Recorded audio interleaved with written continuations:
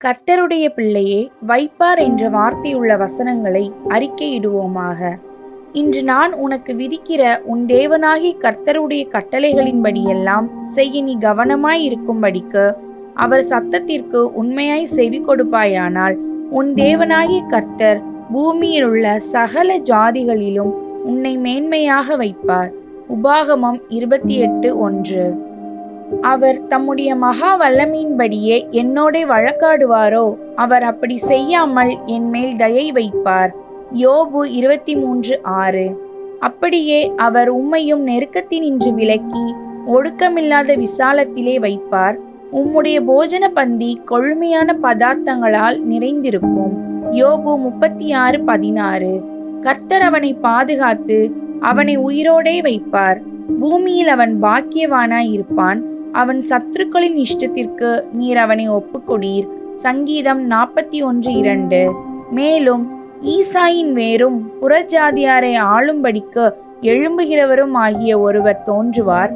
அவரிடத்தில் புறஜாதியார் நம்பிக்கை வைப்பார்கள் என்று ஏசாயா சொல்லுகிறான். ரோமர் 15:12. விளக்கை கொளுத்தி மரக்காலால் மூடி வைக்காமல் விளக்கு தண்டின் மேல் வைப்பார்கள். அப்பொழுது அது வீட்டில் உள்ள யாவருக்கும் வெளிச்சம் கொடுக்கும். மத்தேயு 5:15. புது திராட்சை ரசத்தை பழந்துருத்திகளில் வார்த்து வைக்கிறதும் இல்லை. வார்த்து வைத்தால் துருத்திகள் கிழிந்து போம், ரசமும் சிந்திப்போம், துருத்திகளும் கெட்டுப்போம். புது ரசத்தை புது துருத்திகளில் வார்த்து வைப்பார்கள். அப்பொழுது இரண்டும் பத்திரப்பட்டிருக்கும் என்றார். மத்தேயு 9:17. சர்ப்பங்களை எடுப்பார்கள்.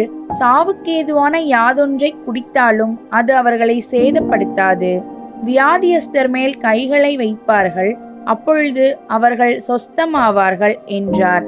மார்க்கு 16:18. அவன் சிரசின் மேல் சுத்தமான பாகையை வைப்பார்களாக என்றார். அப்பொழுது சுத்தமான பாகையை அவன் சிரசின் மேல் வைத்து அவனுக்கு வஸ்திரங்களை தரிப்பித்தார்கள்.